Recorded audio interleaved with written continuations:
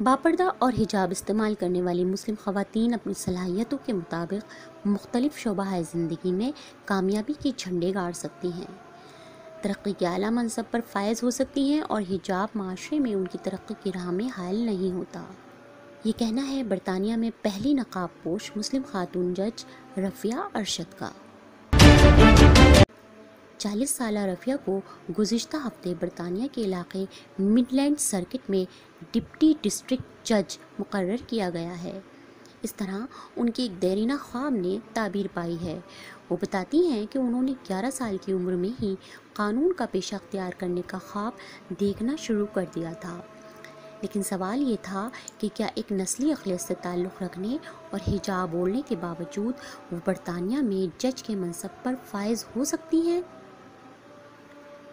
برطانیہ کے جوڈیشل دفتر کے 1 اپریل 2019 کو فراہم کردہ اعداد و شمار کے مطابق انگلینڈ اور ویلز کی ماتحت عدالتوں میں 3210 جج کام کر رہے ہیں۔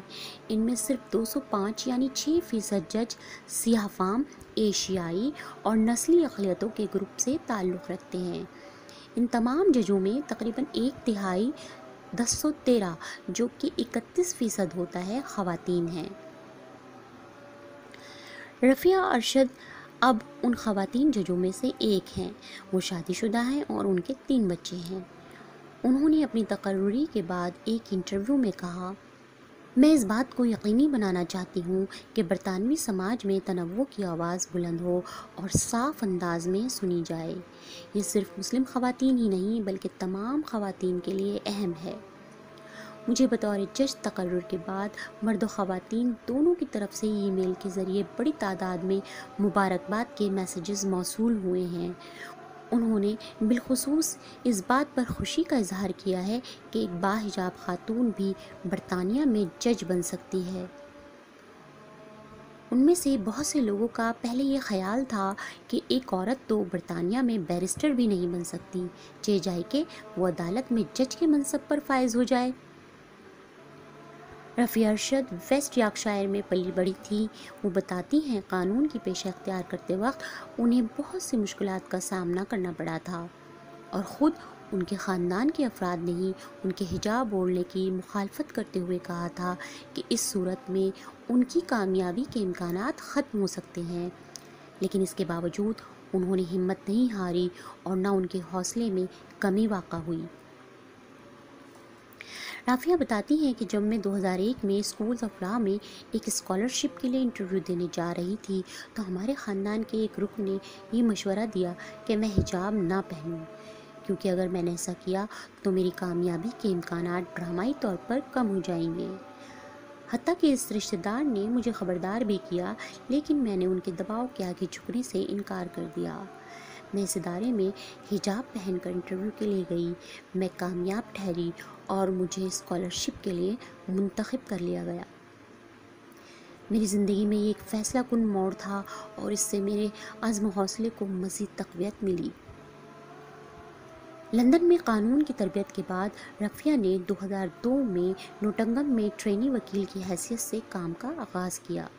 پھر انہوں نے 2004 میں سینٹ فیملی لا چیمبرز میں بطور بیرسٹر کام کیا۔ وہ گزشتہ 15 سال کے دوران بچوں، جبری شادی، خواتین کے ختنے اور اسلامی شریعت سے متعلق کیسوں کی بطور وکیل پیروی کرتی رہی ہیں۔ وہ اسلام کے آئلی قوانین کے موضوع پر ایک کتاب کی مصنفہ بھی ہیں۔ رافیہ نے بتایا کہ انہیں قانون کی پریکٹس کے دوران اکثر متعصبانہ رویے کا سامنا رہا ہے اور بعض اوقات دلچسپ واقعات بھی پیش آئے ہیں۔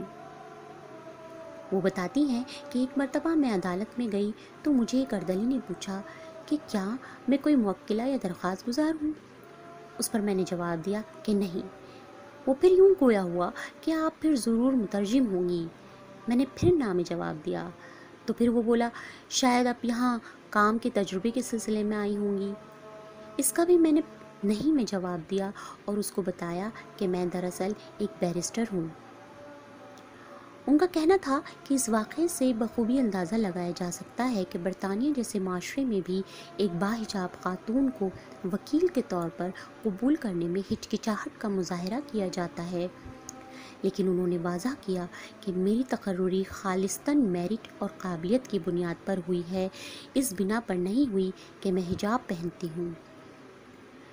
میری زندگی کے اس سفر میں مسلم خواتین کے لیے ایک میسج اور سبق پنہاں ہے کہ وہ بھی حجاب پہن کر زندگی کے مختلف شعبوں میں کامیابی کے پرچم لہرا سکتی ہیں۔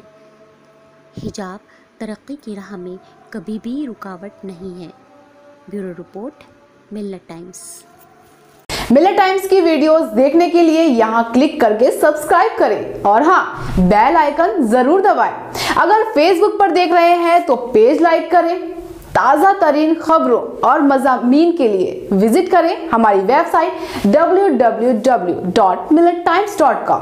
ہماری یہ web site Urdu, Hindi, English تینوں لینگویج میں موجود ہے۔